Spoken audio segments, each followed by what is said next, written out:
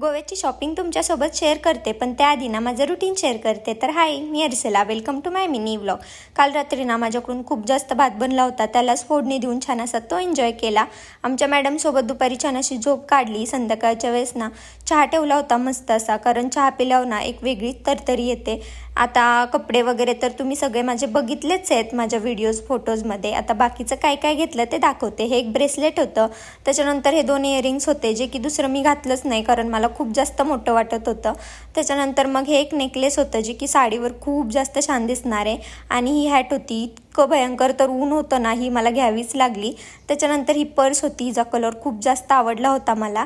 आणि एक neck piece ना मी असंच घेतलं होतं जे की माझ्या ॲनिव्हर्सरीच्या आउटफिटवर बरोबरच मॅच झालं. त्याच्यानंतर हे एक अँकलेट होतं. त्याच्यानंतर हे एक फ्रीज मॅग्नेट होतं. आता हे शेल्स ना मी फक्त आरंबुलच्या बीचवर शोधत बसले होते. हा मला बोलला काय शोधत वगैरे बसू नको बाई, मी तुला घेऊन देतो. आता हे पण ना मी छान असं डेकोर करणार आहे. आणि कशी वाटली माझी शॉपिंग तर नक्की मला कमेंट करून सांगा. संध्याकाळी शेवपाव वगैरे एन्जॉय केला. तर याच्यासाठी एवढंच होतं. भेटूया नेक्स्ट व्लॉगमध्ये. बाय.